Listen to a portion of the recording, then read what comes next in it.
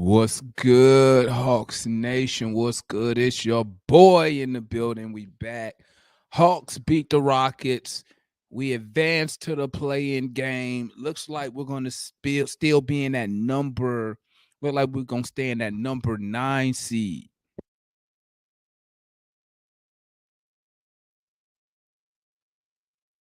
Looking like we're going to be in that number 9 seed, family. Nets are winning right now. Let me double check. Let's double check the scores real quick. But last time I looked, the Nets was winning. Let's see here. Charlotte was winning. Everybody we needed to lose wasn't losing. To make a long story short, family. So it's looking like, let's see. Let's see if we can get these scores here. Charlotte won. Cleveland won.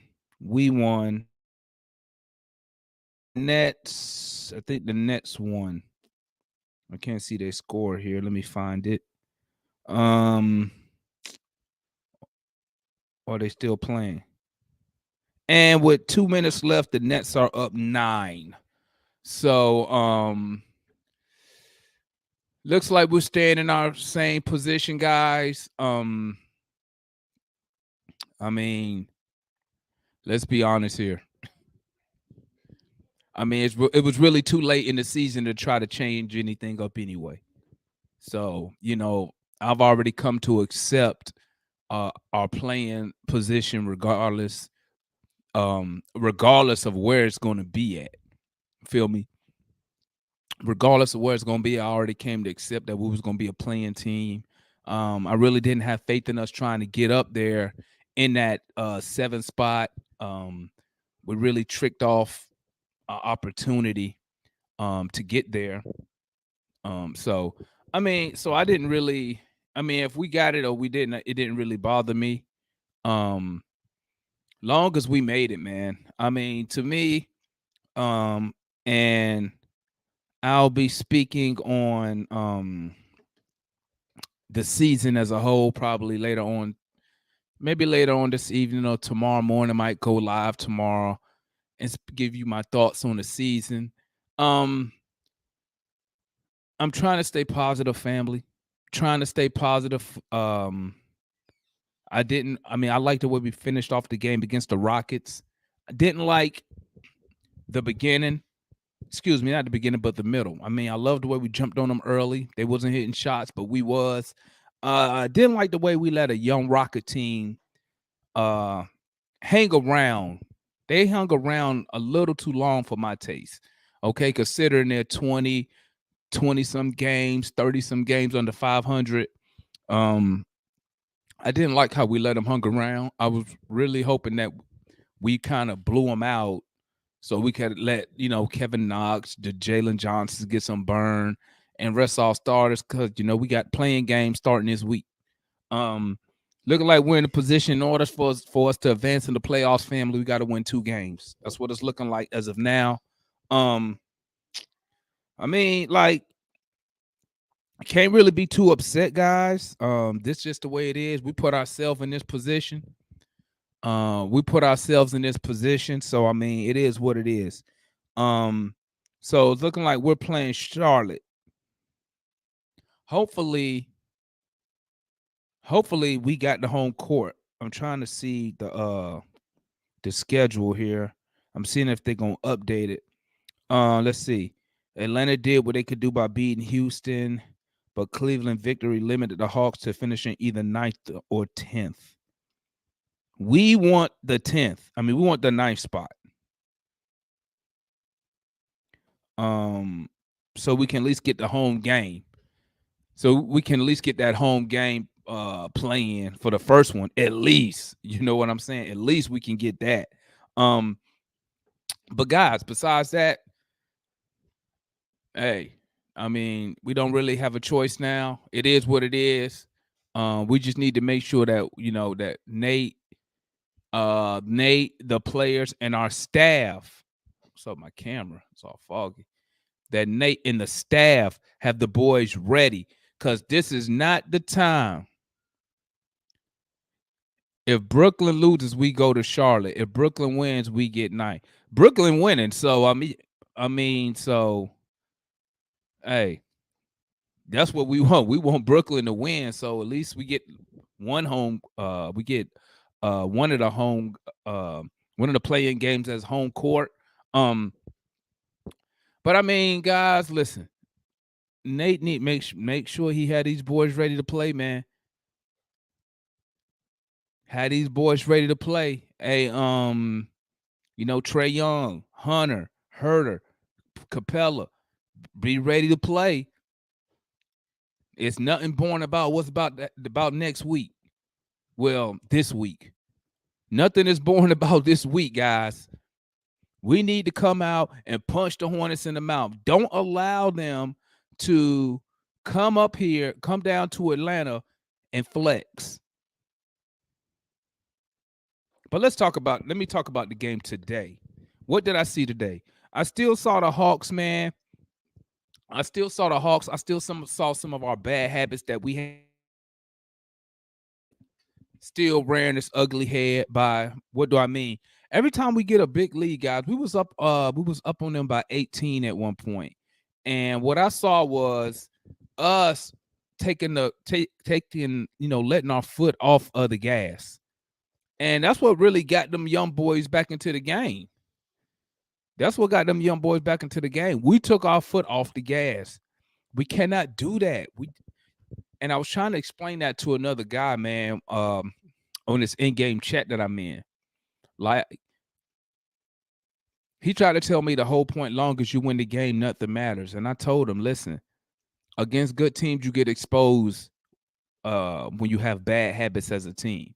Luckily, we was playing a terrible team, but even they still managed to cut it to 6 at one point in the at one point, I want to say in the third, they cut it to 6.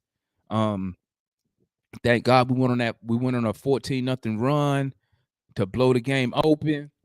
But I mean, like I said, guys, I'm trying to be confident, man. Let me bring my guy Juan on. I'm trying to be confident, man, but hey, I'm not even gonna say it. I mean, it's too late. It's too late for me to say break any habit. It's too late now. We got to go in there and we got to go in there hard. What's up, my guy Juan? What's good with you, baby? What's your thoughts on the game tonight, what man? up, man? Yeah, so I was kind of concerned earlier how I think me and you talked about in the chat. We was going back and forth in New Pack City. Shout out New Pack City. If you're not on there, you need to get on there on Facebook. But man, we just our effort. It was just lazy, man. Like it was, like they were just going up the court. Like I can score whenever I want to, and they could. We know the Hawks can score whenever they want to. But like man, like we trying to get in tip top at the best tip top shape we can going into the play in, man. And it's kind of discouraging. I'm glad we got the win, but it shouldn't have came down to the last game of the season to determine if you're gonna play at home or even you don't have a chance in the playoffs. I mean, like I said, and I spoke on that early, man. Just show you that what I said when I started the show was, win or lose, man, I already accepted that we were just a playing team. Like, Yeah. and I didn't even care one way or another if we played at home on the road. I really didn't care because I mean our path to doing anything good this postseason is, we're gonna have to get the job done on the road. Yep. Um, and that's all coming from tricking off the first half of the season, and then tricking off uh all those games we lost to teams below 500 in the second half of the season. Because I still Exactly. had some hope that we could have been like Boston, how they went on a run. Because at one point, I believe we played Boston. I think Boston was one of our last games before the All-Star break, and we was like neck and neck with Boston. Yep. So I was like, you know what? Maybe we could go on a run. I remember my boy Rashad, and it was like, yeah, we might go 18-4. We might go win 20 games in the second half. And guess what? It came down to we barely made the play in. And like I was telling old buddy on the New Pat City chat, bro, if this was any year without a play-in, we would not be in the Sure playoffs. would. Yep. We Yep. would have went from the Eastern Conference Finals to not to a lottery team. Mm-hmm. And that's what I was trying to get, that was my point to old buddy we was talking to in the chat, and like I said, he must be a newer fan because like He had to be, man. Had to be. With the yeah, crap he because been like saying. just win the game. I'm like, bro, you've been watching these games all year. We've been saying that just win. And they don't win the game that we should Exactly. win on paper. You know what I'm saying? So I I like to just call thought, them. go Go ahead, ahead. Juan. Yeah, I like to call them people that pop in periodically, man. They just highlight watchers and box score observers. They don't watch the actual game. They go out the box score and the highlights. Oh man, we should be doing this and doing that. No, Yeah, bro. Like these habits been here all year long, and you watch it. happy that we barely beating the Houston Rockets right now. Like, come on, man. We was, bruh. When he said that, I was like, bro, there's no way you've been in this group for the season. As many times we talked about tricking off games, Yeah, like where you been at? Like, don't get me wrong. He right. He have right. Yeah, we should win the game. That's yeah. that's the problem. You know what I'm saying? We don't win the games that we should win. You know, Mm-hmm. but man, listen, man. Shout out my boy Jordan Jackson in the building. What's good, Jordan? We would be, and I just said that, Jordan. If this was no playing, we would have went from Eastern Conference. What did we win? 2 games in the Eastern Conference Finals to not even make it. We would have been a lottery team. Looking at we right now, the show would be about who we gonna draft. You know what I'm saying, and where they gonna play it. But you know, let me get off the negativity, man. I ain't gonna say Man, negativity. I'm gonna say the realism because that's real. That's real. What I just said, man. bro. So And so I'm looking at it like, man, I'll wait till we get after the player raising. We have the open discussion, man. But like I told a couple fans, like in the new packs, like my thoughts on the play-in game, man. I'm not too sure that we can win that game, man, just because of who the opponent who we playing against. And Charlotte has played us really well, and it's the number one team that Trey has shot his lowest points per game in his career. He averages like 20 points a game against them. This is the lowest of any team, and they trap him all the time. They force the ball out of his hands. So and then it's a wild card, Miles Bridges. You know what I mean? He destroys us every single time, man. And so like those are some of the things I'm looking at right now. I think we'll be prepared. I think we'll be okay, but I'm not 100% that we'll win that game, man. Just looking back and how they play us, and I know what they're gonna try to do to Trey and coming into that game. and I think I'm just going off the top of my head. I think I think Charlotte has a winning record against us. I think they would have had the tiebreaker over us if I'm not mistaken this year. But bro, listen. We have to, bro, we're gonna have to step our game up on the defensive side of the ball, man. Straight up and Yep. down, man. We're gonna have to step it up. But let me bring on, we got a new guest coming on to the show. Matt. Let's welcome a new fan up there. What's good with you, Matt? How you doing, man? We can't hear you, bro. What's going on? Okay, now we can hear you. Talk to me, man. Did you check the game today, man? Give me your thoughts about the game today, man. I wasn't pleased, to be honest, with the performance, especially defensively, considering how important of a game it was for us, for as far as like sharpening us getting ready for the play in. The rotations were bad.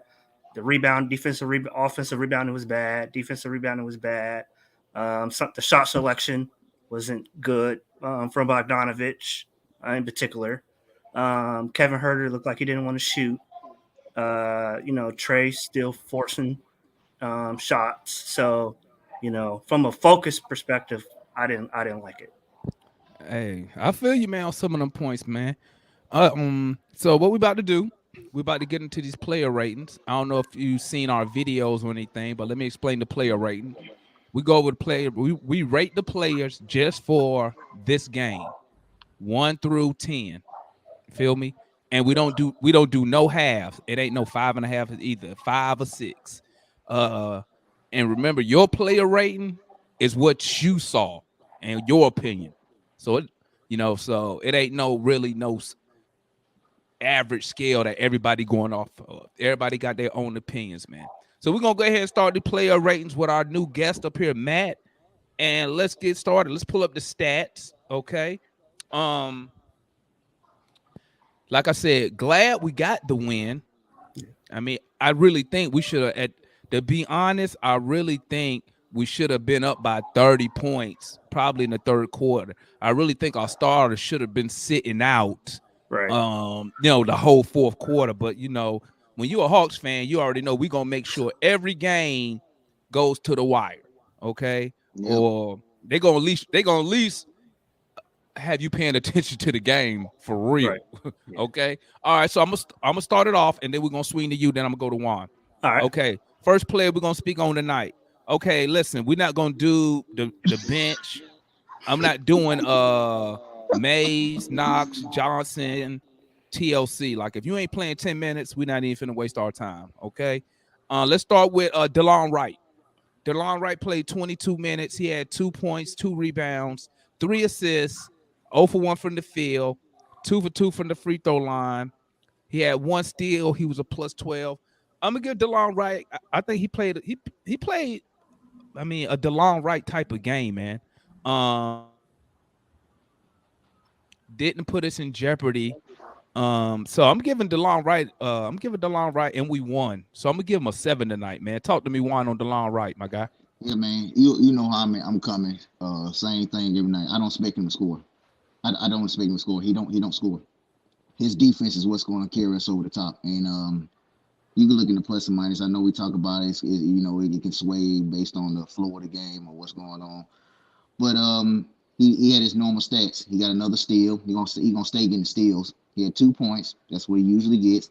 2 rebounds, 3 assists, and played outstanding defense, rotating, blocking Kevin Kevin Porter Jr. when he went for a layup and blocked him and threw it out of bounds, switching on his man. He had zero turnovers too. 0 turnovers. Yeah, he's not going to turn over the ball, so he's going to maintain those possessions. He's going to continue to give us more possession. I mean, this is a attribute to the Hawks, having the lowest turnover percentage, lowest turnovers per game in the NBA. So he gets an 8 from me because he is the defense captain for the second unit. He calls all the plays. He's making the switches. He's letting everybody know where they need to be at. He gets an 8 from me. My bad. Talk to me, Mark. What's your thoughts on DeLon Wright and what's your grade on him for today's game? Wright, I would give Wright a 7. I like his defense. Like you said, Juan said, I don't anticipate him to score much. If he can hit 1 or 2 open threes, then I'm good. But just his defense, and I feel like a lot of times he needs to control the ball. I wouldn't mind him playing at the end of games if we have a lead because he's going to control the pace. He's going to put players in the position that they need to be in. As far, Trey's still kind of learning in that aspect. So I would give him a 7. I thought he played solid. Hey, okay. One point to add to him. Look for him to play big minutes in the stretch or in a close game that play in, guaranteed. Because Nick gonna favor more defense than offense. You'll have Trey on the court, you have DeLon on the court. So that gives us that switching. That's when they switch, they give us another bigger body on him. I look for him to play heavy minutes in the end of the fourth of this play-in game if we're down by. I'm not down, but if it's a really close game. Matter of fact, since you said that, let me add that. Also, what that does, it give us another ball handler on the court. Go back to the point you said earlier, Juan, what Charlotte like to do with us. They like to blitz Trey and get the ball out of his hands. With another ball handler, guess what? And I think we spoke on this the other post-game live. Now, they won't even have if Nate does go to a line backcourt like that. Now, Charlotte, you take that out of their arsenal. Because now Trey don't even have to bring the ball up. He can just jog down court. Then we could whatever we got to do to get him the ball. But I just said that's just to piggyback off what you said with DeLon Wright, which maybe Nate will pop in his head. You know what I'm saying? Hopefully that'll pop in his head. Because for some reason, let me stop because you know how I get carried on and then I'll be player rate last forever. All right, let's move on to our Kongwu. Hold up, guys. My damn cat on my lap. He on my damn PC. Let me move him for you. What did you get right though? What did you get right? Did you give him an 8? No, I Or gave him a 7? 7. I gave him a Okay, 7. that's right. Solid 7. All right, let me set my stuff back up. My bad, guys. My damn cat jumped up here. Well, not my cat, but my kid's cat. Okay, talk to me, Mark. We're going to talk about next player, Onyeka Okongwu, 23 minutes, 8 points, 9 rebounds, 1 assist, 3 for 4 from the field, 2 for 2 from the free throw line, 1 block. He was a +9.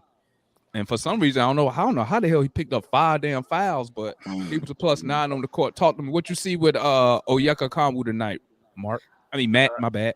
You good? I would give him an 8. If he didn't have the fouls, it would be a 10. I thought he played really well. He's starting to play better of late. I know he said like a couple, I guess it was like a week ago, he was like, keep that same energy when he was going through his mentions on Twitter. So he's playing better. I thought maybe a month ago he was playing real weak as far as like rebounding. He wasn't really challenging stuff at the rim. He was playing like a rookie in a lot of aspects, not rotating correctly, not, like I said, not challenging stuff at the rim. I'm kind of being lost out there. But I thought the last week, he's been playing better. And today I like his energy and I like his ability to play on the perimeter and match up on the perimeter better. And I think that's going to help us in the playing against Charlotte because he can hedge out and still recover back to the rim. So, and better than Clint, So I would give him an 8. Talk to me, Juan. What you got on Onyeka tonight, my guy? Same thing, man. Also know he's had a little slight tick in his minutes played tonight too. So he went back up to 23 minutes played. We was talking about him 19, 20 minutes played. So Nate, trusts him a little bit more on the floor tonight in the past couple of games. But yeah, man, the fouls, man, he had some ticky-tack fouls, man. Then some fouls, like in the last 3 minutes when he posted up Jalen Green, man, they called a foul to him for established position. I'm like, what you want him to do? He 80 pounds bigger than Jalen Green, man. Yeah. Like, bro, that's horrible. Like, but we talk about the refs later on. The refs was they were Yeah, the refs been on our ass all season, my guy. Bro, Double O threw his hands like, what do you want me to do, man? Like, right. I can't help that I'm bigger than him. You know what I mean? So he gets an 8 for me. He played really well tonight. Almost had one more basket, one more rebound, would have had a double off the bench. You know what I mean? So that's real good. I'm with y'all, man. Solid 8 for Onyeka tonight, man. He did his job, played his role. Like you said, got 23 minutes in tonight. Previous games we was talking, he was sitting around at 17. Yeah. He was playing 17 minutes, 18 minutes. Maybe it was because he was in a little slump, you know what I'm saying? Mm-hmm. And maybe Nate finally, woke up and was like, you know what? Because usually Nate will take people out the game. So maybe Nate would like, I'm gonna go ahead and give him a little bit more burn since he's more active tonight. I believe if he didn't get enough foul trouble, he would have had a double easy tonight. I think, once he picked up that full foul, he was playing kind of a little timid. You know what I'm saying? Mm-hmm. Like it looked like you could tell he wanted to stay in the game. Exactly. So, but that's like I said, man, that's the same as that crap they did Hunter when we played. I ain't even gonna get into that right now. I ain't gonna get into it. But them refs do. I'm gonna say this real quick. Them refs always find a way to slow us down, bro. Trash, man. Whether on the offensive side or the defense, they find a way to slow us down. I'm gonna leave it at that because I don't want to get fined by the NBA. I'm just playing. All right, man. Next player up, we got Bogey. This on you, Juan. We'll start off with you. 28 minutes, 14 points, 6 rebounds, 7 assists, 5 for 14 from the field, 4 for 9 from 3. 0 for 3 from the free throw line, 2 steals. He was a +20 tonight. Now that plus up behind he probably got that +20 from the bench. You know what I'm saying? But he got the +20 because he had 7 assists and 6 rebounds. When has Bowie ever gave you double-digit points, 5+ rebounds, 5+ assists? Those are real nice. And he got and you know what, Juan? Let me interrupt you real quick because you brought that up. I like to listen to the other team's broadcast, and they brought that up. They were saying that Bogey, and we've been saying this, but it was funny here. The other announcer said they was like, this dude is playing so aggressive when Trey Young is out the game, man. Yeah. You know what I'm Because saying? he don't have to defer, and I know he don't have to defer. He know he's the number one option, man, and he's gonna play so much better. It's confidence, man. But he had no turnovers too. That's key. Yeah, Seven assists. zero Seven turnovers, assists. man. 7 assists, 0 turnovers. That's always gonna make your plus and minus tick up. Outside of shooting, played really well, man. When he was hitting his threes, they were you just hear. I mean, they had a microphone on the net, but it was just swishing every single time. Shot 40% from the 3-point line, over 40% because he shot 4 of 9. You know what I mean? So that's still good. But he was the secondary ball handler tonight. When Trey wasn't in the game, he was moving the ball around, continuing to get assists, getting dimes for guys. Bogey, man, like we said, he's been the second best player clearly over the last 2-3 months for this team. Easy. Easy. Like he didn't shoot the ball really well tonight, but he did other things. He rebounded, he assisted, he stole the ball. He gets a 9 from me. And to piggyback on what you said about Bogey being the second best player, he actually, and that's good because remember a couple of weeks ago, well, maybe about what? I say about 8 weeks ago, he was in a terrible shooting slump. Yeah. Terrible slump, man. Just like to the point we was like, bro, come on, man. Yeah. So talk to me. Talk to me, Matt. What you got on Bogey tonight, man? I'll give him a 9. I thought he was really solid. The rebounding, the assists, I thought those was really good. The shooting, earlier in the season, I'm like, man, this guy shoots too much. But then I listened to, I don't know where, I forgot, maybe it was a podcast or something. But Travis, the GM, he had said that he told Bogey to shoot. If he look at the stat sheet and he see Bogey only shot 10, 12 times, that's a problem because he's our best shooter. So, especially a 3-point shooter. So he wants him to shoot, a lot of shots. Some of the shot selection, like when he shoots it, I got a problem with, but I don't have a problem with the attempts anymore. Once I heard that, I'm like, all right, he just following, orders. So, but I thought his defense, if his defense can just get average, it would be a 10. But I mean, he just let guys go. So every time, bro. I'm like, dude, do you even care about playing defense? I mean, where's the pride? Like, you know what I'm saying? Just even take a charge once in a while. I'm like, this dude right here is like, what is he? It's like a turnstile. But I'll give him a 9. I thought he played well today. I'm gonna give Bogey a 9, but I'm gonna tell you what's hilarious, man. Now, Matt is brand new on the show. I don't know Matt. Juan don't know Matt. Exactly. But it's so funny when you get Hawks fans coming up here and we say the same thing, man.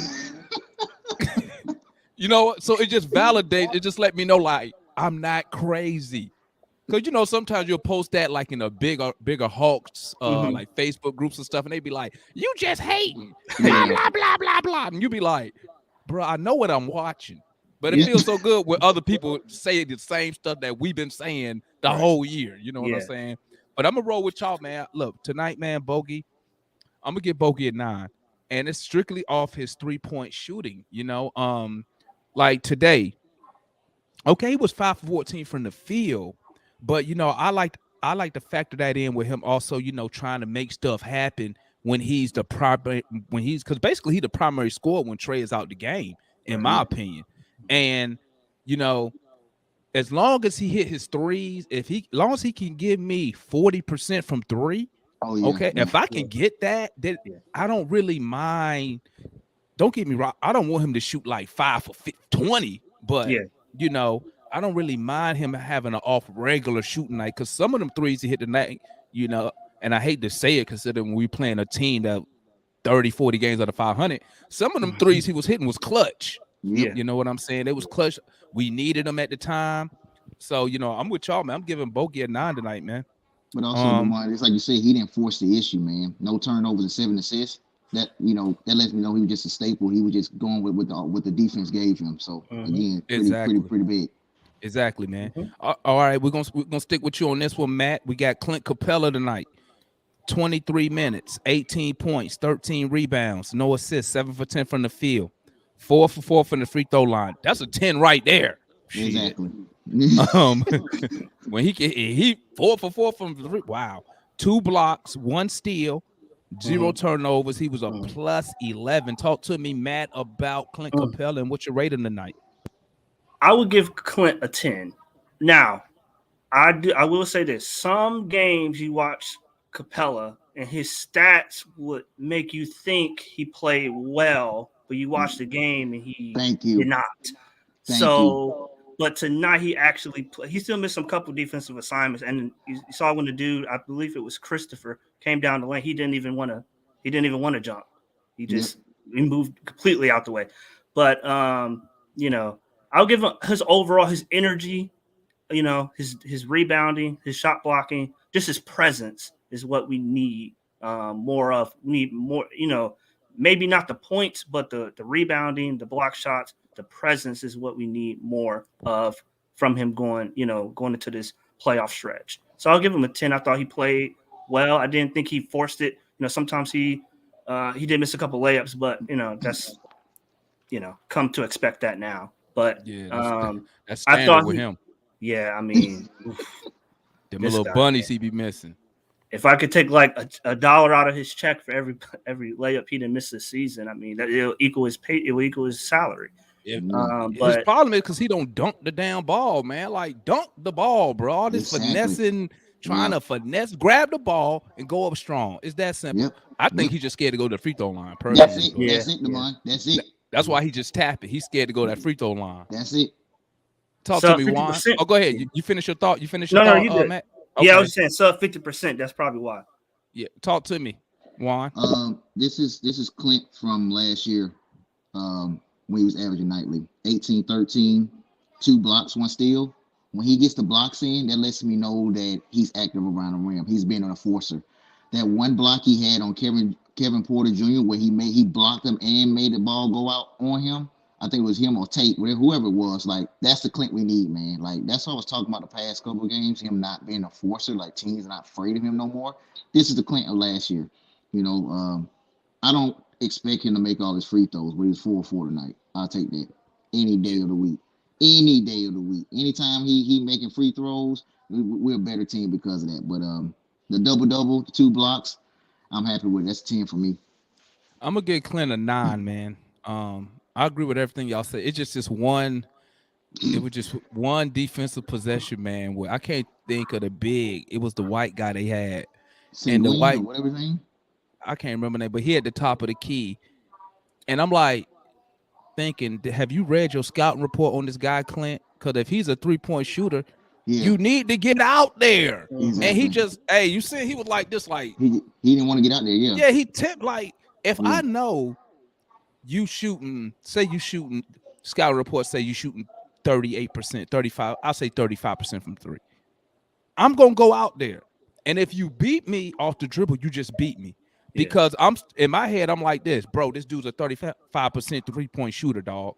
I'd rather run him off that line and hope, this the Hawks, hope and pray, I got some type of backside assist, somebody else see this. But him just standing there with this little fake, like, and he won't even close to even if he jumped, it won't even go interfere with the dude's shot. I'm like, bro, get out there. Yeah, that go back to that point. Coverage. Yeah, that go back to the point that Matt made about Onyeka. Onyeka would have went out there. Yeah, and match them laterally because Clint don't have that lateral presence like he's talking about double O. Double O get out there, he can guard, he can switch effectively. He's gonna get up in you. You know what I mean? Clint like an old lady with his back bent over like that. Like, he put a hand out like that, like he about to tap it. Like, hey, Clint, man, I just thought I was tripping. I'm like, bro, really?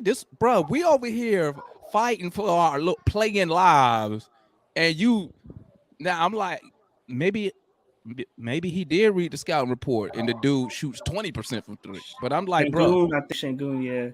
But when he hit it, I'm like, okay, next time you need to get out there, bro. Right. You need and next time. Guess what? He didn't. Dude just missed it, and I'm just like, come on, bro. You can't be scared, man.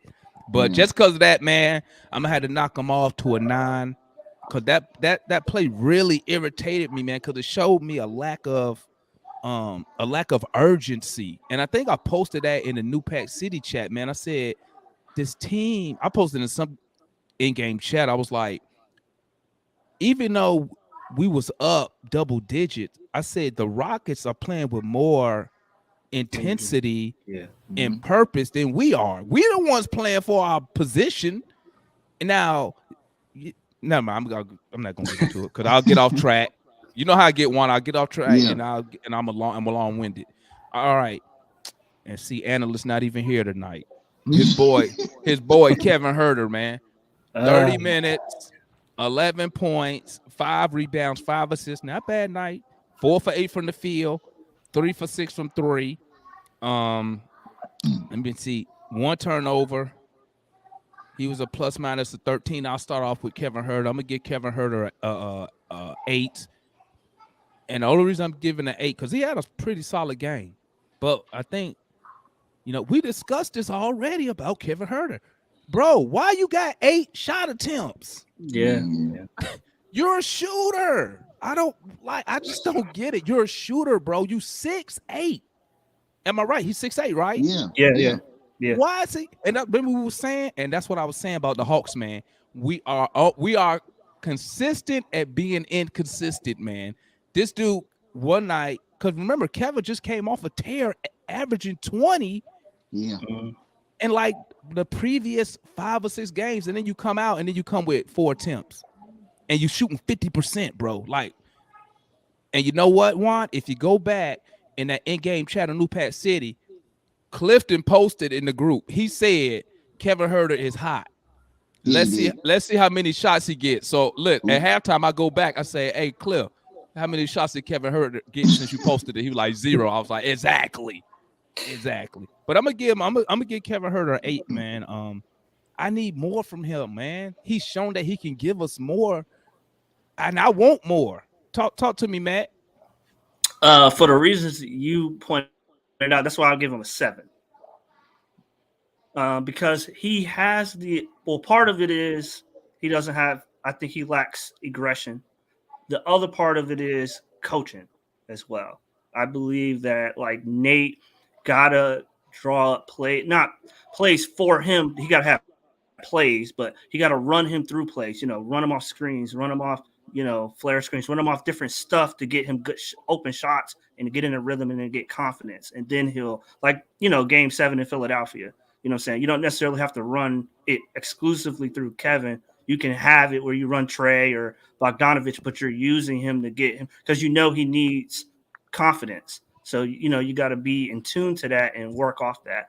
But he had so many opportunities where he could have shot it or pump faked and drove to the rim, and he just took it. Oh, it's not immediately open, so I'm going to pass it back out. You know what I'm saying? Like, I think it was somewhere in the third quarter. He passed it to Trey. Trey passed it back to him. He passed it back to Trey. And Trey like, shit, I'm going to just take it. Yep. Yeah, like, I don't understand. I don't understand. And then he go to the lane and he just like throw that little flip shot up there. I understand it goes in a lot of the time, but it's like, we've been talking about picking up your free throw attempts for 2-3 years now. You know what I'm saying? I don't get it. I think my boy Juan said it the other night, man. The boy's scared of contact, man. He's scared of contact. Bro, you 6'8". I mean, I don't know. Talk to me, Juan, man. Matt, thank you for validating what we keep saying in here. Again, you brand new, and we say the same thing. He keeps deferring to Trey. Demond said it. We all say it. He defers to Trey, and I just don't understand it, man. Out of everybody that played 30 minutes tonight, guess who had less than 10 shots? Herter. Everybody else shot at least 11 shots. I mean, at least 10 shots, to include Clint, who played 7 less minutes than him. So why he's not shooting more than 10 shots, I don't get it. He only shot 11 shots last game, played like 35 minutes against Miami. And he shot 50%, 60% or whatever it was. Shoot 50% tonight, like he's making the opportunities that he has, but why are we not getting him the ball? You're 6'8", you're a big target, but you're a small target, if you get what I mean. And Kevin Porter was going at him. Jalen Green was going at him all night long, man. It was going at him because they know he plays soft and he's passive. and somebody like when he was open, he was screaming. He would, we heard him was waving his hands back I and forth saw like, that. "I'm I saw open, that. I'm Yeah. open." There's multiple times I was like, "Man, can't nobody hear you because you soft. Can't nobody hear you. You soft. Nobody hear your voice." I would have went back in the locker room. I would have been saying something to Trey and Bogey like, "Look, I'm open. Pass me the Right. ball, man, Hey, Right. let me tell you so I something, can Juan. shoot." Juan, let me tell you something. I'm only 5'9". Okay, let me tell you something, bro. If I was 6'8", you ain't gotta tell me to shoot the rock, bro. Yeah, Cause guess what? I'm going to the hole every time. yeah, I'm He needs flexing. to. He needs to watch some Tyler Hero tape. I'm like, you know what I'm we, saying? That's a white boy thank that you. get down. Thank you, bro. This is look, man. We say this every single game, man. Tyler Hero is what we want Kevin Herter to be in 3 inches short, in 3 inches taller. You know But what you I know mean? what, Like, Juan? You know what? Let me ask you this real quick. Before you, I don't know. You didn't give your rating yet, right? no, I give him Okay. a 7. I give him a Okay. 7. Let me ask you this before we move on. Do you think Kevin Herter, when he starts, because remember, if I'm getting old. Beginning of the season, Herter was coming off the bench He until was. Bokey got hurt, right? Yep. Do you think that he just don't get the attempts because now, Gallo was back, so he got Gallo gonna shoot the rock. For some reason, and I don't know why tonight, Hunter was very aggressive with the shot attempts. Do you think, and you can chime in on this too, Matt? Do you think it's just not enough balls to go around for us to really see what Kevin Herter could do? I think. Well, I think part of it is coaching too, because they're gonna go to the hot hand. Gallo had a matchup all night long. Like nobody Yeah. could stop him. Like this is a perfect Gallo mismatch on everybody. So that's number one. Trey gonna shoot when and whenever he pleases because he can get by anybody in the NBA, and I mean anybody. It don't matter who on Trey. And Hunter knew he had a bad game last game, so he finna come out and shock the world. And boy, did he! You know, boy, did he! Like he like that junk y'all was talking last game. He's like, nah, that ain't happening tonight. You know what I mean? And Herter, his mentality, he's passive, bro. He is not one of those. He's not going to try to prove anybody wrong. He's gonna go with the flow of the offense. He's gonna get his game check and he's gonna be happy. That's what I see with Herder, man. Until somebody just like talking his ear, like you got handles. You can operate from the triple threat. You can shoot the mid range. You can shoot the 3-pointer. You can shoot. You can go inside. And you're 6'8", bro. Like you can't teach 6'8", man. The one we say it every session. You can't teach 6'8". Use that 6'8" height. If this was Klay Thompson, man, we had this Klay Thompson on our team, and as a Herder, we'll easily average 25, man, because can't nobody stop this dude, man. I tell people, man, I said it here the other night, man. On the right team, this dude is a young Gordon Hayward, bro. I'm telling you, man. Like he has the build, he has the skill set. Talk to me, man. What you thinking about that question that I posted? I don't know if it's. I think he's stuck in the middle. Like, okay, I'm not as good as Trey, right? But then the offense, to me, I don't feel like the offense is really conducive for his skill set. Like I said, they don't run him off screens. They don't get him Nope. in space to be able, because he do got a handle. So you got to run him off screens to get him going. Then put him in space so he can, cross the dude up, get to the rim. He's not going to dunk on the dude, but he might, put that little finger roll shot he got up there. But so part of it's aggression, but part of it also is coaching. So I don't think it's the attempts. I feel like he kind of lost. He don't really know where he fit in. You know what I'm saying? Yeah, I Like feel you. Bogey's our Amen. shooter. Trey's Trey. We're going to run that little stupid cross pick thing for Gallo to get Gallo 500 attempts. But, like, where do I fit in? Like, you know what I'm saying? Where's my place in the offense? So I Hey, think if he dedicated plays for him, he would be better. Go ahead, speaking of Juan. that dunk, Kevin Herter had a breakaway dunk and he tried to lay it up and got it beat off the backboard. What are you doing, bro? Hey, What did you are you that doing? whole possession? That's right. When I went in the chat, and I was like, "This team is so lazy, bro." That was such a lazy effort. And then Gallo got the rebound, and I'm like, "Dunk it with some authority." Bro, you The dude. Let me tell you how much respect some of these teams give us. If that was, say, I don't know, if that was John Collins, who people know he gonna dunk it. Yeah. I don't think that guy contest that block. No, Contest he's that not. because he know he finna slam it. Gallo tried, boy. That I was just like, man. When Bro. luckily dude went through the net. Yeah. Cause from at first, from my view, from my screen, it looked like the dude just blocked it. I was like, Jesus Christ, you got to be kidding me. Till they showed him go through the net, I was like, thank you, Jesus, bro. Because that was such lazy effort on Kevin. Dunk the ball, man. Yeah. God damn. How many times you guys say that, bro? Hey, I'll be trying to be calm, man, but it's always something that pissed me off on this team. Dunk the ball. Well, when I saw that, I just turned the game off about 5 minutes. I was like, I can't, man, because I was like, this is Kevin in a nutshell all season long. I'm gonna go over this finesse right hand layup and get it pinned off the backboard. We're for that, bro. Remember Hunter did it the other night, and he let the dude walk him down and take the ball from him on a fast break. I was like, what are you doing? Let's move on, man. Yeah, man. Let's move. Okay. We got Gallinari, 32 minutes, 26 points, 4 rebounds, 2 assists, 9 for 14 from the field, 6 for 8 from 3, 2 for 2 from the free throw line, 2 turnovers, who cares? 1 block, he was a +2. I'm giving Gallo a 10 tonight. And we pointed this out the other night, man. Like Gallo, man, as soon as Gallo see a matchup, it's no hesitation. And that's what I need. I need John Collins to see what Gallo does. Gallo don't wait.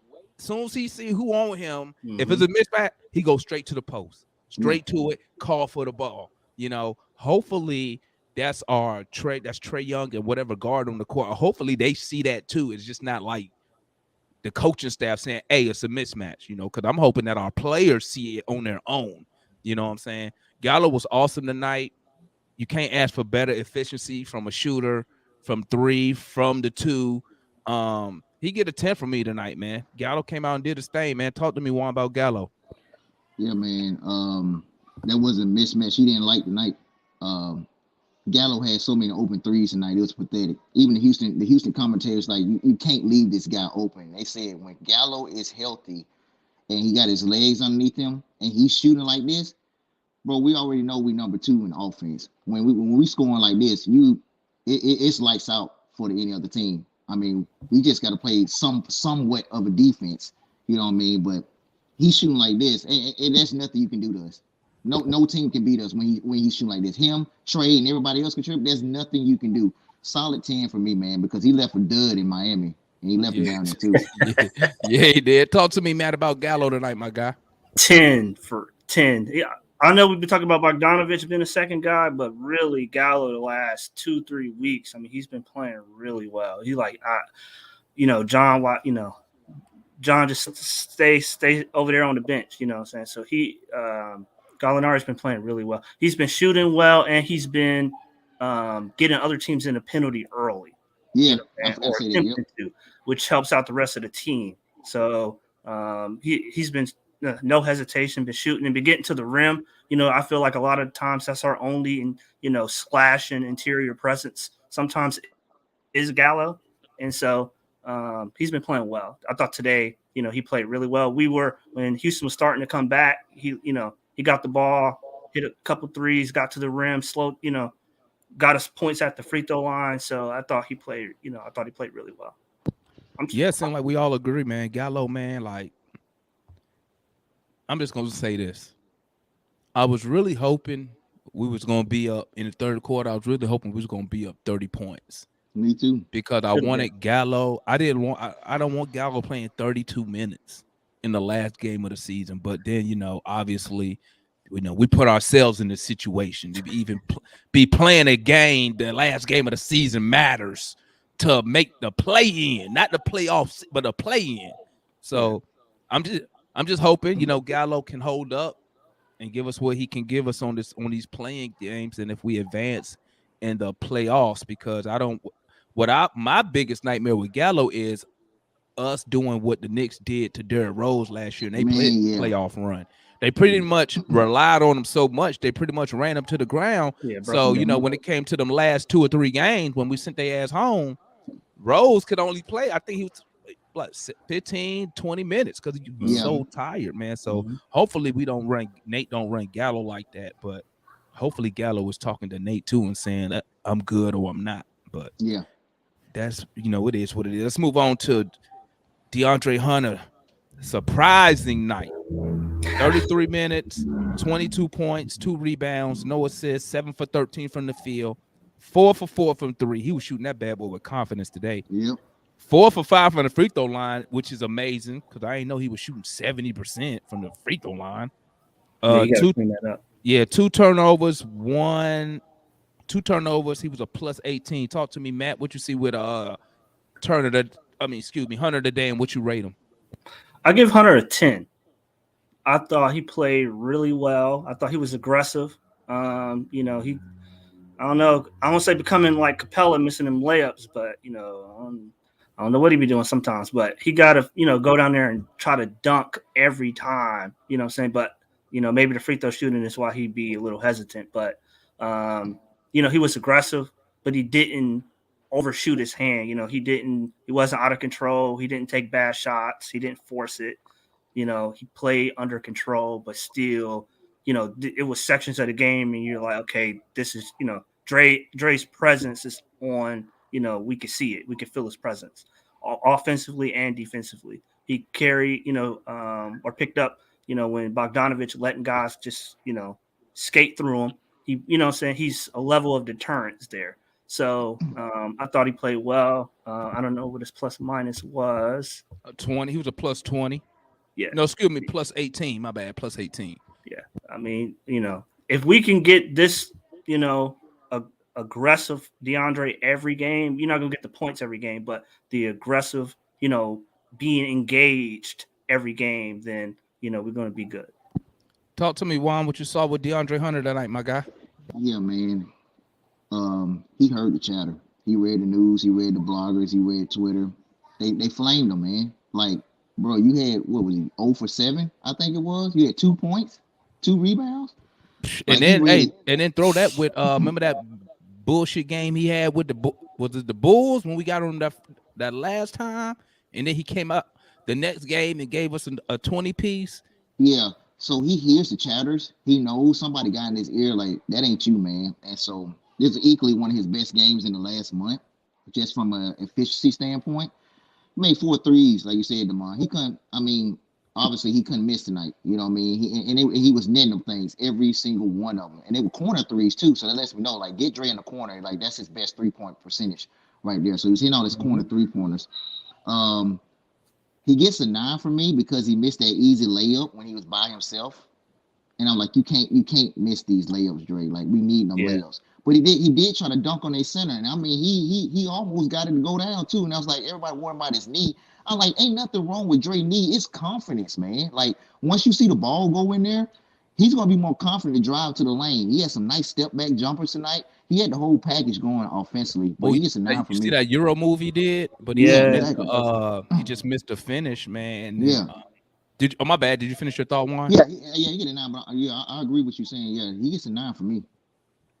This is the type of Hunter we need on the offensive side. And when I say that, I mean, I need this type of, not production, but the effort. Mm-hmm. He kept the defense guessing. He made the defense play defense. Usually he'll just stand there and they throwing the ball and he dribble. And what does somebody say? When he make a move, this is the funniest thing I heard about Dre. They said when he make a move, he the only person who make a move, fakes the defender out, but still run the same way the defender going. Like, crazy, right? But him attacking the basket, and you might be right. I think that was Matt who said it. Might be right. It might be the free throw percentage that stopped him from attacking that basket like that. He might be scared to go to the line. Yeah. But I just like people attacking because you're going to get fouled. But guess what? If you're not somebody who consistently attacks the basket, the ref's not gonna look out for you. You know what I'm saying? They're gonna be like, "Oh, bro, you'll never come down in the paint, bro. Get up out of here with that weak shit." You know what I'm saying? But him being aggressive, he got some fouls called for him tonight. Being aggressive, the 3 was on fire. You know what I'm saying? And he shot them 3s with confidence. It was catch, shoot it. It wasn't that catch, fake, step, that crap he be doing. He caught it and it was gone, bro. Yeah. And that's what I'm talking about. And it's so funny how as fans we see it, and I'm like, how the player don't see this stuff. You know what I'm saying? But He- I'm gonna give him I'm- I'm gonna give Dre a 8 tonight, man. I'm gonna give him an 8. yeah. Um, he got and that might be something he need to work on the offseason, man. Just finishing in the paint, because some of them, I think that was Matt who said it. Some of them you got to finish that, bro. When we playing good teams, because you might not get those calls against a Milwaukee, against a Philly. You know what I'm saying? Because you know how NBA politics go with the refs. So we need those finishes. But besides that, man, I love the aggressiveness tonight, man. Love the And it creates Go ahead, man. sorry. It also creates movement in our offense because our offense could be very stagnant. So him driving to the basket aggressively, it creates movement that's not naturally in the offense. You know what I'm saying? With manager Nate over there. I got one thing. So I was listening to the Houston side of the comment tonight, and they was like, when they were starting to trap Trey early in the game, it was like, if you're gonna make somebody kill you, make it be Hunter. Hunter don't shoot well from the three. Well, he did exactly that tonight. He did exactly what the broadcast said. And then they stopped doubling Trey. If you notice that, they stopped doubling Trey because they couldn't leave Hunter open no more. You leave Hunter open, you try to double Hunter, then you're gonna leave Gallo open. Then you're gonna leave Herter open. It's like you gotta pick your poison sometime with the Hawks. If they hit him, like it's a pick your poison. Who do I want to shoot? You just gonna leave Capela, which is underneath the rim, man. But just like you said, man, when he's moving and not being stagnant, like the team can't concentrate on trade defensive wise. Exactly. And I just like a more aggressive Hunter. I'm a biggest critic, man. Everybody want to get rid of him. I talk crap about him as well, but when he plays well, I'm gonna respect it as well. I know one thing: we better not give him no extension. He better be on that prove it deal next year. But I like this question by Tangu, man. He said, "What y'all think about his D on Porter?" I mean, I think he played okay, but he played okay. He played okay D on Porter, but I mean, Porter more athletic, so I mean, he going This is what I think. Porter shot 10 for 24. He made 6 of 12 threes.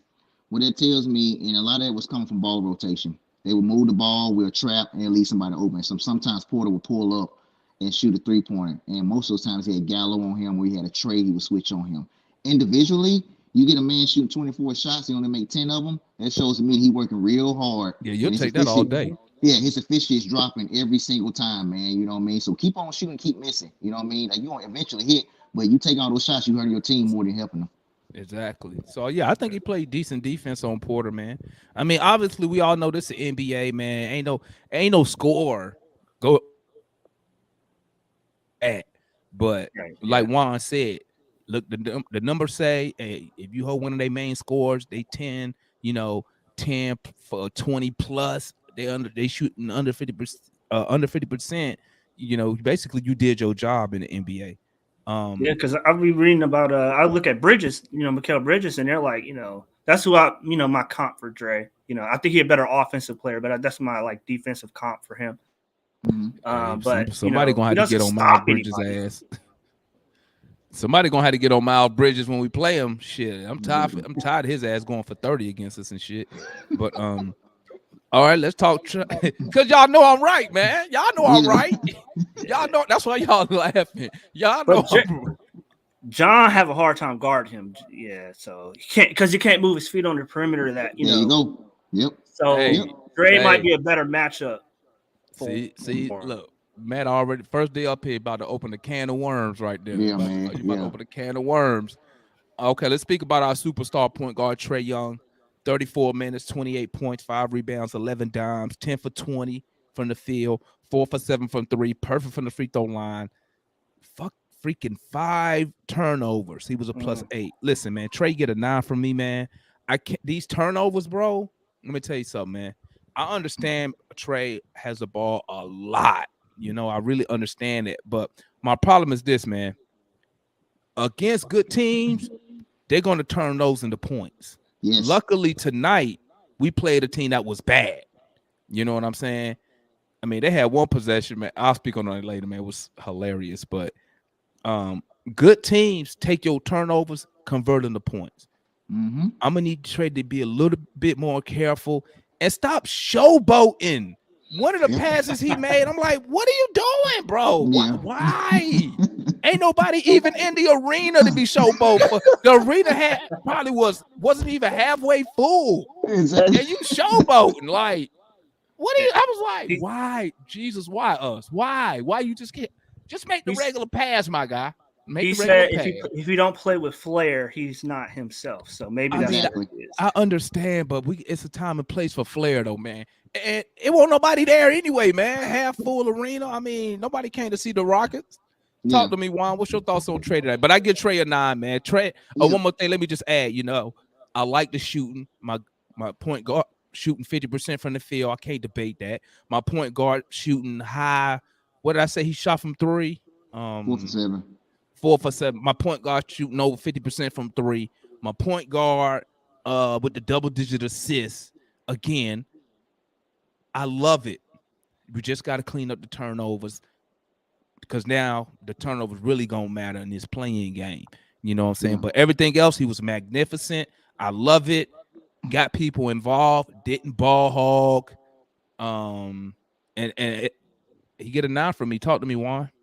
Yeah, man. As a team, we had a lot of assists tonight. I'm giving Trey an 8. Only reason I'm giving him an 8, Trey got 12 turnovers in his last 2 games. That's 6 turnovers a game. Just like you said, like that can't happen. He got to cut those down at least half, man, to at least 2 to 3. I know you're gonna have the ball 50, 60% of the time. You got to cut that down. You can't have 6 turnovers. 6 turnovers against Brooklyn or even the Hornets, like that can be detrimental to us on the defensive end. I think Trey had a quiet 28-11. I'm getting used to him getting 25 and 11 and 10 a game. Like it's just becoming. That's how good he is. Like that. He's that good offensively that 25 and 10 is expected now. You know what I mean? And I know that's not fair to him. That's the superstar. That's superstar Yeah. numbers right there, baby. Yeah, and I know that's not fair to him. You know what I mean? And say, well, he been doing all year. He didn't get this game, like making it. No, like that just goes to show the level of stardom and where he's grown to and where we've been accustomed to and privileged to have him on our team. Like 28-11, you know what I mean? Like it's like average for Trey right now. Average for him, you know what I mean? So 8, strong 8, gotta cut turnovers down. Like I said, 12 in 2 games. Strong 8 for me. Talk to me, Mr. Matt. Trey Young, superstar. I'll give him a 9. The turnovers is the only reason why it's not a 10. He got to cut down on them turnovers, and some of them are just so silly. The double team will come, he'll wait and hold the ball until they both come, and he's on the sideline, and it's like you're already kind of diminutive in size already. So like, what are you doing? And then I don't know what he be doing sometimes. Didn't we just have a whole debate about that the other night about him holding the ball, waiting for the double team to come? Wait for the turnover. Mm-hmm. We just and Kevin just be looking at him like, bro, really? Like, so, but I like his assists. I like the assists, the 11 assists. I like the points. For the most part, without them turnovers, he played under control. And he really pick and chose his spots. He didn't, what I'm saying? He just wasn't out of control. He said, all right, this 4-minute stretch is me, or this 3-minute stretch is me, you know what I'm saying? And that's what I thought he did brilliantly last year in the playoffs. He didn't, in earlier parts of the season as well. He didn't dominate. He did this segment, I'm going to control it. You know what I'm saying? I'm going to let everybody else do their thing, and then I'm going to come back in and pick and choose when I attack and when I, do my thing. So if he can do that and, hone into that more, need him to go back and watch them, especially that Knicks series, he did that really well. This 3-minute stretch, I'm going to dominate, but the rest of the time, I'm getting everybody else involved so they don't know what's coming next. If he can hone into that more, we should be good. All right, and our last player rating, y'all know who we always do them last. Coach Nate and the coaching staff. Juan, talk to me about Coach Nate, coaching staff. What you rate him tonight, my guy? Man, I'm sorry. I was looking at the minutes on my iPad, just looking at the team. What's the point of playing TLC if? Well, I'm just trying to get it. What's the point of playing him at this juncture, man? Like, he played 7 minutes, gave you 2 rebounds, 1 turnover. And Gallo played 32 minutes. I mean, that's our answer at power forward right now. Like, that is our answer. Gallo played heavy minutes. And TLC not even a power forward. Exactly. Gallo, He's not even yeah, tall enough to be a good small forward while you're playing. exactly. Gallo plays 30 plus minutes, and TLC gonna come play the other minutes. We ain't gonna give you nothing. Like I don't get it, man. Like I mean, we could talk about it after this. The coaching staff, I give Nate an 8 just because we won.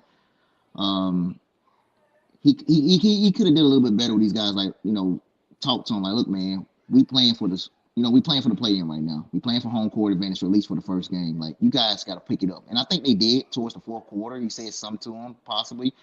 But I think we talked about it, Damon. When they came out in the third quarter, I said, every third quarter, here we go again. Starting off, and these boys got to 6 points, and we was up 18 points at halftime. I'm like, bro, come on, man. This is the Rockets. Let me see. Did we give it up? Did we give it up? Yep. I told you, hey, one quarter each game, we gonna give up 35 points in a quarter, bro. It never fails. And we gave up 35 in the second. Listen, we gave up 35 points in the second quarter to a team that's 40 games under 500. Yeah, man. And people complain when I say, bro, we should be up 30 against these. These dudes had nothing to play for, but they were just out there like they was at the YMCA, my guy. Yep. And these dudes, and we gave up third. Luckily, unusually, when they scored 35, we scored 38. Thank God. But we just not, and it go back, I'm gonna beat this dead horse one last time before the play-in start. We just not a good defensive team, man. And it's gonna come back and bite us in the ass when we start playing these good teams. When you play, you can't give up 35 in a quarter to Charlotte because they'll run off that. They'll get motivated off that. They got people on that team who want to win. Luckily, playing team 40 games under 500, they just want to go out with a bang. But when you play, if that was Charlotte, I guarantee this game would be a lot closer than what it was. You know what I'm saying? Giving up 35, man. Just like you said, I'm looking at it too. You say, look, we scored 38. We let them boys score 35 and 32 in the third quarter. Like, you can't give up almost 70 points, man. Not to a team 40 games under 500. Yeah, they just playing for Jalen Green, to be the best rookie of the year or best rookie of the year. And shout out him. Man. He got his 40 piece. You know what I mean? So like, what are we playing for? I don't know, man. Somebody always get. Hey, remember we used to say somebody always getting a career high against us, bro. Exactly. Yep. Talk to me, Matt, about what you thought about Nate and the coaching staff and how you rate him tonight. I would give him a 7 because we did win. If we, even if it was closer than what it was, would it end up being 16 points, then he might have got like under a 5. Because they did not come out with any intensity, any focus at all. I mean, like I said, the rotations are late. They're not rebounding. So I understand they didn't drop coverage, but I mean, at least run past a dude to act like you trying to deter him from shooting a 3. I mean, I don't know what they was doing. So they played. They were sloppy, just like I said, unfocused. So for me, that's coaching. Okay, bro, listen. Everything you just said, you sound like, let me tell you who you sound like, man. You sound like a broken record from us the whole year, bro. Yep. We've been saying this. I mean, what you just said. And listen, I'm actually a Nate supporter. And even I get tired of, listen, man, the only reason I haven't said get rid of Nate is because, I mean, I gotta keep it a buck. Since he's taken over, we are over 500 as an organization, man. I mean, that's one thing I can't take away from him. And he's only been here, a year? What's this, April? He's been here a year. He's been in charge a year and 3 months? Yeah. So I don't want to be one of those fans who be like, fire the coach. And we don't really have a definite reason. Now, I could say if we was under 500 or hell, if this regular playoffs and we would have missed the playoffs this year, I'd have been like, fire him. I don't care what our record is. Yeah. So you can't replace a coach every year because you'll get a bad reputation league-wide about that. But exactly Nate, you kind of see why he got fired from his other stops. He's not, saying there's 2 types of coaches. There's a strategic coach and then there's a manager. Yeah. Nate is a manager. Okay, I can agree with that. Whatever I wrote down on that piece of paper as the game plan at 3:00, that's what we do. We're not switching it. We not nope. Whatever I wrote down at 3:00, that's what we doing. I don't want to hear nothing else. That's what we're gonna do. And if we lose, oh well. Don't Players do just didn't. Don't do that, I'm man. like, Hey, that sound like some not even a mad, just like some old person type deal. All right, kids. Yeah, but it's true to what Matt's saying, man. Because if you look at, shout out the chats right now. If you look at what Black Aces said, he said Nate gonna coach the coach is saying no matter what the score, and he ain't lying, bro. We could be up 30 like we was in the fourth quarter, up 22, and Nate still got the starters in there running hard. Wow. Hey, 120. Hey, we was a 120.99 with 5 minutes left, and Nate still got the starters. Hey, we said this. Hey, we said this a while back. Remember, I said it don't matter who cooking, bro. Trey could go for 30 in a quarter, bro. But at that 4-minute mark, he coming out the game, bro. You coming out? Get out. I don't care what Trey got going on. He is gonna take him out. One night, Trey had like 14 in like the first like 5 minutes. I'm like, oh, he going for 50. Cause sometimes I get caught up in that stuff too. I be like, I still want to be on Sports Center and whatnot. I was like, he going for 50. And then I hear Bob Radburn. here comes Bogey. Oh, for Trey, I'm like, why? And you ever notice, you know what? And I think it was analyst who said it again today. He said, for some reason, Nate like taking people out the game after they get a bucket. Yeah, he did it. He did the Herder last game. Remember, Herder scored 9 straight points, and because he come right down in the first half, he took him out the game. Why? Why, bro? He was carrying the offense. No, you need to breathe. You doing too much scoring. And just like the Miami game. Remember we complained about that. And what was funny is there was people saying, no, he had to bring Trey back in. I'm like, bro, listen. No, he didn't. He didn't, bro. Like at the end of the day, as the coach, your job is to win the game, not make sure motherfuckers make the all NBA third team. Yeah. Not to make none of that. Your job is to win. But he put the starters in and we tricked off the game, bro. Like I just be wondering what he be thinking. He just arms just be folded. It's just like a statue. You know what I'm saying? I don't know if somebody run over there and be like, hey, dude, you need to call a timeout. They're like on a 12-0 run.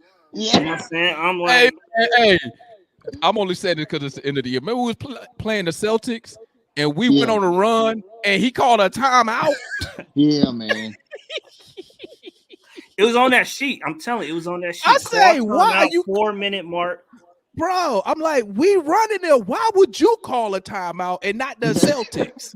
Yes, I'm like, what are you doing? He got to ride the hot hand. Bro, Nate, listen. Nate, like y'all said, man, Nate is an awesome professional regular season guy. I feel that it's just a feeling. His decisions might cost us either in the play-in or if we make the playoffs. I think we're gonna lose based off his some decisions that he makes, man. And I'm not too. I'm gonna be honest with y'all, man. I love my Hawks. Y'all know I've been a Hawks fan. I'm 45 years old, bro. I've been a Hawks fan for at least fucking like 30 years, but I don't feel confident going into the play-in right now, man. Me either. I really don't feel. Usually, I'm ready to bet money. I mean, obviously, not a lot, I'm a $10 bet type guy, but ain't no wrong with that. Because I don't like losing money neither. I got bills to pay, but I don't really have confidence right now, man. Maybe when the play-in start, my confidence will get a little higher once I see us in action. But you know me, Juan. My motto is, I don't know which Hawk team gonna show up, man. Yeah. What's your thought? What's your thoughts on the play-in right now, there, Matt? Charlotte. We should be playing Charlotte. I think we are playing Charlotte. Let me look. On Wednesday. We're playing on Wednesday. We got home court, right? We got home court, right? Yeah, we got home court. Okay. Juan to be back. He probably hit the wrong button. So what's your thoughts on us playing Charlotte in the play-in, man? If I would be like really confident if we didn't come out defensively and play so bad today, as far as like the focus and stuff. We, like I said, had no focus, no urgency, just nothing in the first half, just sleepwalking. But I feel like we match up well against Charlotte. I think we had a game earlier this year where we lost to them, but we weren't playing well. That was during that 9-game or 10-game straight losing streak at home. Yeah, we didn't play well. But our last game against Charlotte, we played pretty well. And we played them real tough in Charlotte. Matter of fact. So I think we have a better roster than Charlotte. That's what I'm banking on, and the fact that we got Trey and they don't. Okay. That's saying that's what I'm, because he can go for 40 if he need to, but they don't have anybody that I think can match him, mano for mano. So that's what I'm resting on. It has nothing to do with coaching. It has nothing to do with the defense we played today. It's simply Trey, and I think our roster is a little bit better. Let me add something to that, Juan, to that question. Do you think coaching will play a part in this playing game against Charlotte on Tuesday? Absolutely, and I think the biggest thing is making those adjustments when if Charlotte goes on a run or we been stagnant offensive wise. Like, what are you going to do? What kind of missing and matching are you going to do? Your X and O's, just like Matt said, not becoming a manager and being a strategic thinker on the goal. You know what I mean? Situational awareness. I know I'm using Army terms right now. Army. But yeah, but everybody knows Trey. Nobody can stop Trey. We know that. But my biggest X factor right now is Miles Bridges and a little bit of Terry Rozier. Because Hey, don't forget now. Hey, Juan. Don't forget one game against them without Rozier, they cooked us with Ish Smith. Exactly. That was last year too. You know what I mean? Pathetic, bro. But that's my biggest thing. I did bring up a little stat somebody brought up. They said without Dre for 2 games against Charlotte, Miles went for 35 and 38 against us. They said the 2 games Dre did play, he had 19 and 18. So that gives me a little bit more confidence because I know Dre gonna be on him a lot more. You know what I mean? We're playing at home, so we're really good at home. We're one of the top 3 teams at home in the Eastern Conference. I didn't even know that. We were like 27 and 14 or something. I think they won like 18 out of 20. Yeah, we went 19. We went in the last 22 games. We went 19 and 3 at home after having that 10-game home losing streak. Yeah, so I didn't see that. I was like, man, we're really, really good at home. So that gives me a little bit more confidence. It's just that Nate is going to have to coach that. We're playing to win. So if somebody's hot, leave them in. Don't go to your regular season coaching methods. All right, Herder, you got 15 in the quarter, bro. I know you sizzling. I know you there ain't a shot you can't make right now, but I need you to take this 5-minute break. You know what I mean? Like you gotta roll with your aces that game, man. If somebody's sucking, sit them down for a minute, man. Like don't be afraid. I need him to watch some Ty Lue tape. That's what we need. Tyronn Lue. He play everybody. He played a hot hand. He played. It don't matter if you a rookie, sophomore. He don't care. He throwing you out there to see if you got it. Yep. I need Nate to embody that for 2 games. Okay, so I got a question for Matt, but I'm gonna lead it off with Juan because Juan. So who is our X factor, Juan? And then I'm gonna go to you, Matt. Our X factor. Yeah, for us, who do you think is going to be our X factor against the Charlotte Hornets for the playing game? Chat, talk to me, chat. Who y'all got? Who's going to be our X factor for this game? Yeah, just for this playing game right here. I'm looking at the center position. I'm gonna say Capela. Outside of Plumlee, they don't have anybody, no big to come in. The next big they have is PJ Washington, but he's going to be starting. He's 6'8". They don't have no big, so Clint Capela got to establish himself. They know about our shooters.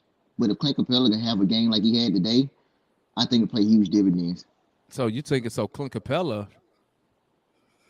win or lose, he should easily have a double-double against the Hornets. Yeah. Who you got, Matt, as an X factor for the Atlanta Hawks against the Hornets? X factor, I'm gonna say Dre. Because normally when Dre plays well, we win. Normally. And he's gonna have to neutralize Bridges on the perimeter. He's gonna have to hold him down. And then offensively, just make your open threes. Don't try to, I want you to be aggressive, but, don't, try to drive to the rim if you don't got it. This ain't the game to be missing layups or that pass he tried to throw to Trey just went. to like the third row today. Just just stay in your lane, but play defense. As long as he neutralizes Bridges, hits a couple of his open threes that he gets every game, I think we should be fine. I think our X factor, and I'll come back to you, Juan. Okay. I think our X factor. I think it's gonna be our whole bench. I'm just thinking back to when we went on our last winning streak. That was not the latest one, but we had one. I want to say right after the All-Star break. A seven-game game streak. When we had the bench coming in, a couple games, it was coming in giving us 40, 50. One time they had 60 off the bench. Cooking. And it felt like, I'm not even gonna sit here and lie, it felt like we was unbeatable. Like, because even when our starters was tricking off the beginning of the game, our bench would come in, stabilize it, then we will get the lead, then Nate, he'll take them out. But I thought our bench was just amazing. I had so much confidence in the team at the time, because I knew, well, I didn't know, but I always felt no matter what the score was, we was never out of the game. You know what I'm saying? All right, I'm back to you, Juan. What's your thoughts, my guy? I'm a caveat of that. I'm gonna add one more thing. Yeah, man, that 7-game winning streak at the All-Star break, culminating with that huge win over Phoenix. I'm like, these boys can beat anybody. And obviously, Phoenix is running away. They ran away with that's the best team of the season, man.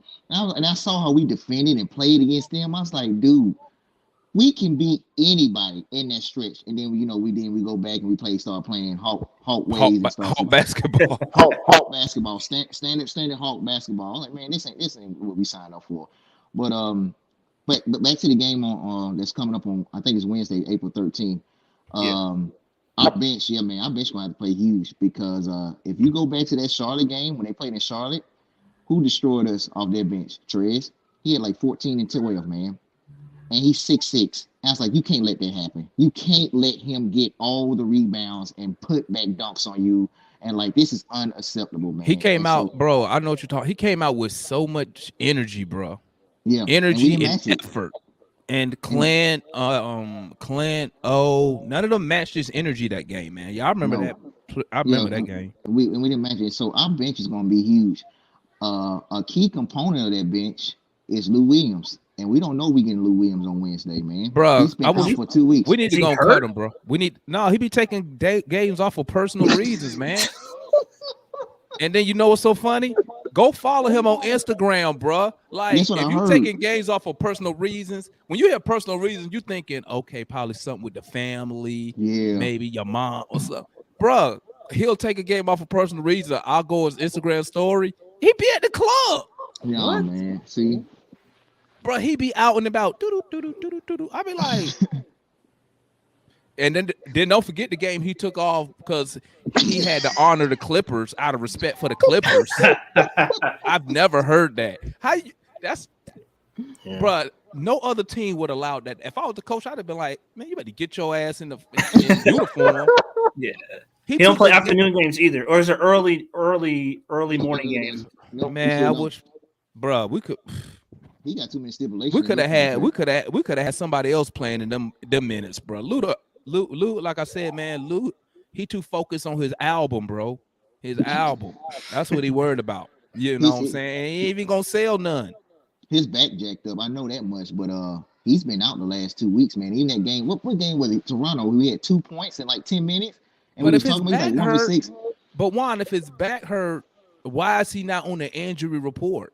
Exactly. You know, what is personal reasons? Like, let's be honest. Lou not a superstar, so you don't got to play no mind tricks with teams about Lou Will. No, exactly. Maybe I can see you do it with Trae Young because you're trying to keep the other team guessing on their defensive setup. Bro, Lou, if his back hurt, he out, back hurt. Put him on the injury list. Yeah. Personal reasons. I'm gonna tell you it's gonna be personal when we he only got a 1-year deal, but I'd have been like, when we don't offer him, it's too late in the season. It's too late in the season, but I thought like Skylar Mason's gonna get some minutes. Thank you. Throughout the year, because if you think he can play, he plays good defense. He gets steals. I think he was in the top 5 in the G League in steals. He can You know play a what? little I'm bit. gonna tell you this, man. I'm gonna tell you where Jalen Johnson, Sharif Cooper, and Skyler. This what hurt them. That COVID hurt them. They bruh, end of December, they would have got so many minutes. But Yeah. as soon as they came up from College Park, Yep. Jalen Johnson, all in the same day, went into a COVID protocol, bro. Mm-hmm. Yep. And that's when we ran all them G League. That's when Trey came out and Trey was like, I couldn't have practiced and I don't even know my teammates. Yeah, I Right. remember that. Yep. Yeah. And I was like, I felt so bad for Jalen Johnson and I felt so bad for Sharif Cooper because that would have been their time to get some real NBA minutes. And Mm-hmm. they would have they wouldn't have been playing the top teams because everybody for some reason got hit with that COVID at that point in time. But what Mhm. happened is they didn't get no minutes. And as soon as And I they know, came out COVID protocol, they went back to College Park. yeah, You and know, I want to add to that too. go ahead, Juan, and I'll come to Yeah, you, Matt. yeah. I'm sorry, mate. Skylar Mays, he was one that didn't get the COVID, and he got it after everybody had got it. You know what I mean? But Skylar helped us beat Philadelphia. That dude had a double that game. You know what I mean? And I know we lost really bad against New York because we didn't have nobody. It was like Jason. It was like JC Capella, Skylar Mays, and Cam, and then the rest was just G Leaguers. So, we got blued out of court because New York had all their personnel. But Skylar Mays played really well, man. Ain't nobody coming here and try to ask him to replace what Lou did offensively, but he's smart, man. Like, he knows how to get in position. He's 6'4". He'll take it to the cup. He know how to play pick and roll defense. Ain't nobody asking him to come in and score 15, 20 points, man. But he definitely could have took the minutes that Lubin has been taking because Skylar Mays, you got to remember, he went down to the G League for a little bit, but he's been on the Hawks bench the whole year. Exactly. The whole year, man. Just sitting there, collecting, making sure the bench warm for whoever comes sit down. Go ahead, Matt. What was your thoughts you had? No, that's my point. I'm like Nate, like Mr. Robot over there. I'm like, dude, he can play. He brings energy. He diving on the ball for loose ball. He diving on the floor for loose balls. He come down the lane. He'll dunk. He dunk on somebody. He will dunk on you. So I'm like, what you looking? You're like, oh, this team is soft. And he didn't say it, but like this team is playing. We thinking that the team playing soft. They're not playing, with any energy. This dude can inject some life, into the team. But you got him sitting over there on the bench. And now he definitely not gonna play because because Nate, He ain't playing. Yeah. Even though they brought him up to fill up the roster. Let me change that. Because you know what? I never thought Trae Young was gonna get hurt in the playoffs neither. You know what I'm saying? When what's his name? When Brandon Goodwin didn't make the playoff roster, I didn't even think twice about it until Trae got hurt. Then I was like, hurt is bad, man. Point guard, our backup point guard, a real point guard is back in Atlanta. We got Lou Will trying to play point guard in the conference finals. Like, I was just like, so I'm not gonna sit here and say that he won't play because we never know what could happen in the playoffs. But I'm gonna not tell you like anticipated to play. Yeah, I'm gonna tell you like this, man. I hope the Hawks can turn what's it called? They better put on playoff mode. Playoffs start right now, even though for us it started when we was under 500 after the All-Star break. But now it's go time. It's go time now. So I hope Trae not bored no more. And hey, man, we making more post-game videos for the damn playoffs after because we got to win 2 playing games, don't we? Yep, we sure do. One home and one on the road. We just make this shit so hard for ourselves. We did. I got a question for y'all, man. Since we talked about who our X factor, who y'all think the Hornets, who we should be trying to shut down, for them, to give us the better chance to win on Wednesday. Let me think. Go ahead, Matt, if you already got some. Watching them of late, between Rozier and Kelly Oubre, that's been their, spark plug off the bench. It's been Kelly Oubre. He's playing well the last couple games. And Terry Rozier, what I'm saying? He hot and cold, but them games he hot, what I'm saying? He could carry you. So I'm a little bit nervous, like I said, with our defense, our turnstile defense on the perimeter, because Hunter can't guard everybody. So I'm, saying I'm a little nervous about Rozier, Scary Terry, but if we can hold him in check and then off the bench, saying I don't think we're gonna be able to stop him because we don't got no defenders on our bench outside of Oyeka. But at least keep up with him bench scoring. I think Gallo said bench mob. Keep it at least even. You know what I'm saying? Then we should be good. But Speaking of that, Rozier and Oubre. I'm speaking thinking of that, about go ahead. I'm sorry. okay. I'm thinking LaMelo. And the only reason I say Melo is because I think Melo is like what you call it. He's like the inspiration for this. He the one that get him hype with them passes, crazy dribbling. He may not kill us as far as like the box score, even though he could. But I think he the one throwing them lobs to Bridges. I think if we can kind of keep him mellow, oh shit, no pun intended. If we can kind of keep him mellow and not get the other players excited, I think we can jump on them. You know what I'm saying? And take it. But what that's assuming Dre can limit Bridges, like you said. If he can hold, if you get Dre, if he can hold Bridges to around, I want to say 15 to 17. Like you said earlier, Juan, if we can get Capela, if Capela, he needs to dominate his matchup. It's no excuse why he can't ball. I'm gonna keep it real, bro. It's like going outside. If I see Capela and I see Plumlee, I'm like, bro, Yeah. you know what I'm talking about? Yeah. Like that's unspoken. I'm gonna look at him like, you can't take this guy, bro. You should be Yeah. killing this guy. So, and I'm with you on that one. He got to dominate that matchup, man. So I think if Capela can dominate by giving us that double-double, we can slow down Bridges with Hunter. We keep Melo from that energy and affecting his teammates. I think we can get it, man. I think we can get it. I want to speak on the hot cold of Oubre and Rozier, just like you said, man. If y'all go back to that game against us, Rozier was off the whole game. In the fourth quarter, he hit like 9 straight points, man. He killed us. And he killed us in the last 5 minutes. I was like, good God, man. We held this guy all game, and he just killed us in the last 5 minutes. And then today, they playing Washington. I think he had like 6 points at halftime. He finished like 22-24. At the end of this game because he got hot in the second half. So he's definitely one of those guys that I keep on my radar, man. Like he'll shoot you out the game, but he can also overpower you and beat you. You know what I mean? He's hot and cold. He is one of those microwave shooters, man.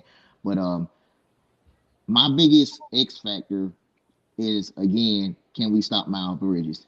LaMelo is the energy. He's like you said, he's the inspiration.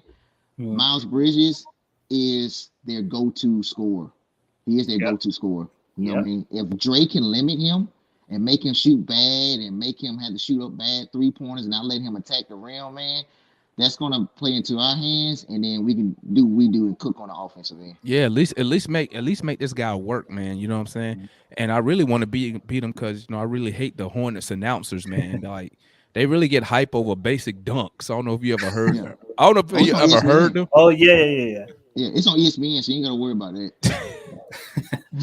Oh, and I will say, Harold, Oyeka cannot. Them boys got bullied. I think it was that game in Charlotte. That's what you're talking about. Yeah, man. Montrez destroyed them, man. He was just he grabbed the ball, dunked, and just yelling in their face, and they just. And he only 6'7". What he 6'6", 6'7"? 6'6", man. I'm like, this dude 6'9". I mean, bro, Nate, I don't know what the hell. And I said this a couple months ago, man. Nate got to get off that Zen shit, bro. Like I don't know what the hell music he be playing to get these in that locker room, but that Zen shit he on, that fold your arms and that kumbaya, like that shit don't work at the pro level, man. You know. Hey, if y'all seen the tournament game with Carolina and Kansas, like Herbert Davis, like that's what we need. We need somebody with some energy that's gonna be running. You know what I'm saying? Not too emotional, but gonna be running up and down the sideline. You know what I'm saying? Give us some energy. Nate over there, I'm like, I'm Nate ain't surprised giving they no ain't energy, man. sleep. Yeah, Nate ain't giving no energy, man. At Man, all. listen, bro, listen, Juan. We better win this game, bro, or I'm gonna act a freaking fool if we Oh, lose, you bro. hey, I'm Why? so Why? bro. I better Thursday, tell you something, Juan. I better tell you something. Why? Hey, Juan be on their ass in the first quarter. He be like, "This bullshit, we lost." I be like, "Juan, it's only the first quarter, my God." dude, they the bad vibes, man. It's just the bad vibes. But you're right, like you gotta watch the whole game because they'll come back out, they'll play. And I keep forgetting it's the number 2 offense in the league. Like they're so good shooting wise that they play so lazy. I don't know if that makes sense. Because they know they can shoot so well. They're that gifted offensively that they let other parts of their game determine that. One of the broadcasters earlier this year said the Hawks let their offense determine their defense, not their defense determine their offense. We're so backwards. Bro, I told you we built like the Falcons, man. We built the outscore, not the stop. That's what because, bro, we be scoring, bro. It's games we lost where we score 120 points and we lose. Like Yeah, that's mind blowing. Like you score 120 points, you're supposed to win. exactly. Right. You supposed to win, but that just showed you how bad our defense was at the time, and we just can't. I'm just hoping we can go on that run like we did last year, man. Because I mean, I was feeling the same way, and I have a little bit more confidence going into New York. Last year, the only concern I had was, our core players just their first time in the playoffs. That was my only Yeah. concern. How would they respond? Now I'm like, bro, we wouldn't even be in the playoffs if it wasn't for the Yeah. play-in. So, Yeah. and we don't know like I said, I don't know what Hawks team is going to show up. At least last year in the second half when they took over, the team was consistent. When you go 27-11, you consistent. You know what I'm saying? Right now, like I said, we got to be one of the few teams. We'll reel off 7 wins in a row, and then turn around and lose, 5 in a row. To teams Yeah. we Yeah. should beat. But And then Hey, and, go ahead, man. go ahead, man. and then I thought about it like, all right, why are we so inconsistent? And then I looked the other day. I think we're like maybe the fourth youngest team in the NBA. You know what I'm saying? So Yeah. I Oh got yeah, we still Trey's young. We still 23, young. Kevin's 23, John's 24, Dre's 24. So I'm like, that's that's not the whole reason, but that's a lot of the reason why they so up and down. But And that's where Travis need to come in and this offseason, because he didn't do it last offseason. Well, he did it, but he traded him. He got to get some real veterans. I would prefer it'd be hard to get, some vet minimum guys with championship experience, or at least tons of playoff experience in here. Someone who gonna say at the beginning of the season, hey, the championship run starts in Today. Yeah. October, Yeah, not exactly. November, not Yeah. June. It start now. Yeah, exactly. You know what I'm saying? Because Yeah. if we take that type of approach, guess what? Now we not playing our starters deep into in the fourth quarter on the last game of the season, playing for a position that the NBA just made up for Exactly. teams. You know what I'm saying? Here's the thing that helps me a little bit. Will help me sleep until we get to the play-in game on Wednesday. This team got 18 games of playoff experience together from the last year run. You count the 7 against Philly, 6 against Milwaukee, and 5 against New York. So we got 18 years. So I'm not worried about the continuity. I know we're not gonna have the butterflies or anything like that. Like just play Hawks basketball, man, but turn up just a little bit for this play-in. You at home, you already got that going for you. We're good at home. We're really, really good at home. You know what I mean? So that kind of that bodes a little bit confidence in me that we can go out here and we can. I don't think we'll just skirt by. I think we'll win convinced. I think we'll win between 7 and 10 points, man. That's my thought. You know what I mean? Hey, I might go live tomorrow so we could talk about it, man, and really get into this playing game right here. Oh yeah, Because we got 3 in my days. opinion, man, if I'm the owner or the GM, I'm thinking this game right here for me is really going to dictate how we move forward with the organization. I mean, Mm-hmm. Because you could really say, you know what, Nate, I'm finna fire your ass if we lose this game. Because That's what I was gonna ask you. Do I y'all mean, you think? could legitimately say that because you could really sit back and say, bro, you led us to not making the playoffs. Yeah, I mean, you could legit say that. You know what I'm saying?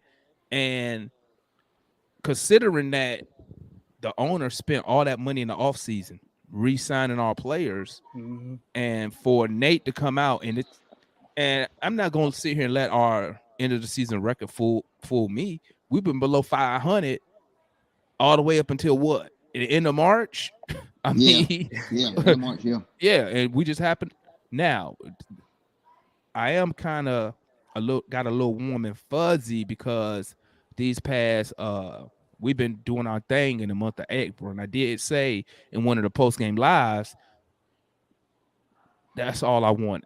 Going to the play in on a little winning streak. You know what I'm saying? We got a little confidence right now. You know, Gallo shot good tonight. Trey shot good tonight. Hopefully, Dre shot good tonight. Real So, good. yeah. So hopefully that carry over to the play in because really that's all I can ask for right now. You know, because I wouldn't bet no money on the Hawks, and I love my Hawks. I wouldn't bet Yeah. no money on these guys right now, man. I'd be a fool. You know what I'm saying? I, So go ahead, Matt. go Sorry. ahead, Matt. Oh, no. And so like I want to say a month ago, maybe 2 months ago now, I was listening to Travis, and he was saying, he put out to me the blueprint. He said as long as we move the ball, everybody touches it, rotates. You know what I'm saying? That energizes our defense. We rotate on the perimeter. You know what I'm saying? We contest at the rim. Generally we're going to win because we're such a strong offensive team. The games we lose, the ball gets stagnant. Everybody go one on one. You know what I'm saying? Trey, he could be, his time the whole game, or in critical junctures like we're up 4 with 4 minutes left, or we're up 3 like in Miami under 2 minutes, and it's like the execution is not there. So, as long as we can hone in on our execution, we should be fine. And we play mediocre defense because Yeah. we're not a good defensive team. You just got to Exactly. pray that We're not, bro. you're mediocre. But the offense is historic. You just got to be mediocre. You know what I'm saying? So that's what you're hoping for. Hey I Juan, got some, hey yeah. Juan, tap in on this right here, this post by Alex. And then Matt, once Juan give me his response, I'm gonna come to you about this. All right. What you think about this? What's your I'm opinions gonna on get this right here? honestly. Can you say they have a better roster? No, we don't have a better roster. In fact, we're missing another, you could say, key component in John Collins, which I was about to bring up before you asked me to say this.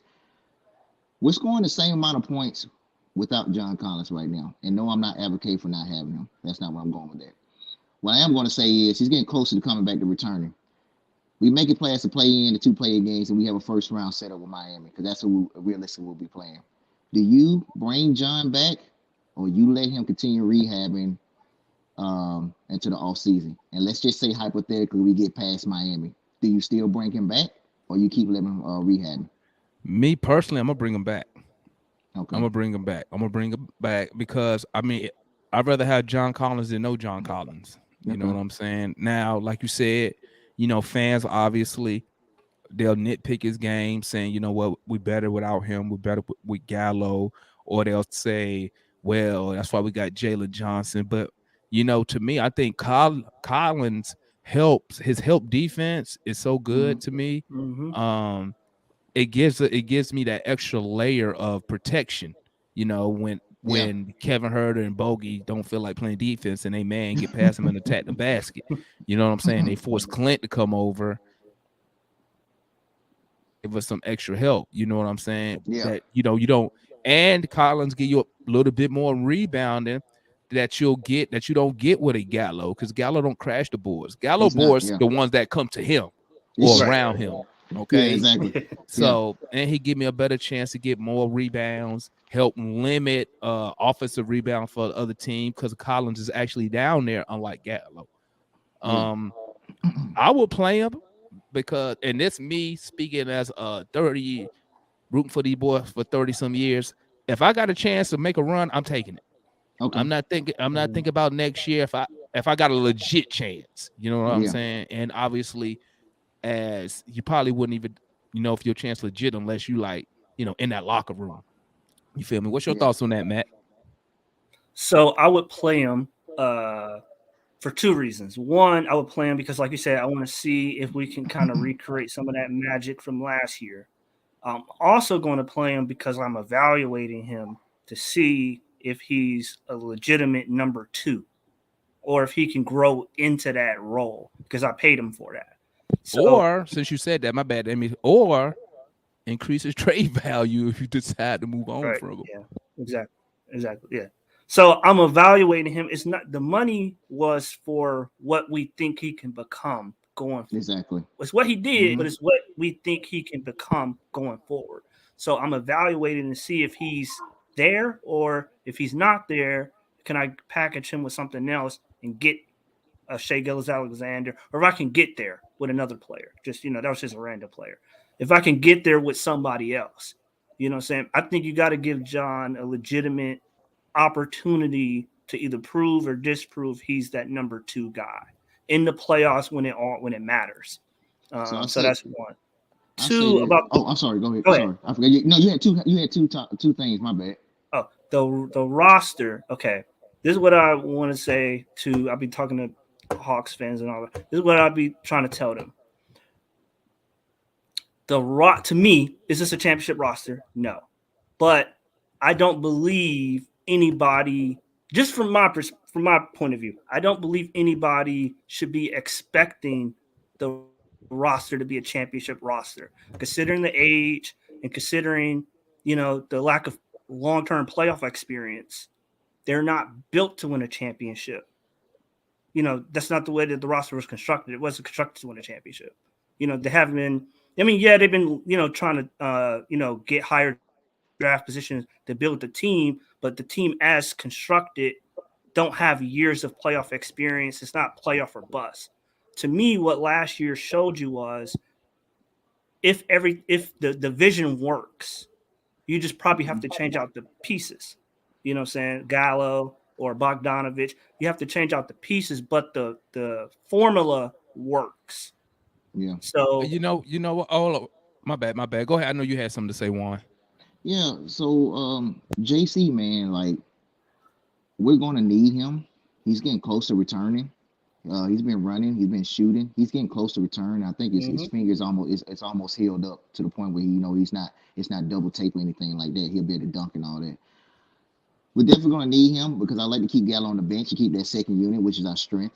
A Gallo off the bench with that second unit makes it real hard for any opposing bench. That includes Miami. You know what I mean? Who I'm looking to. Um, we're definitely going to need him, and John has to establish himself. He has to make his presence known. He can't play little like he did against Milwaukee and against Philadelphia last year because he came up a lot. He came up small in some of those games. He only averaged like 13 points in between both series. You know what I mean? And like he's got to do a little bit more. And then this roster is it's constructed. You're right, man. We're not a championship roster. We're young, but we need these runs in the playoffs to establish it so we can know what it feels like. Like I know we have to work harder to get that number one, number two, number three seed. So we're not sitting on the outside almost looking in.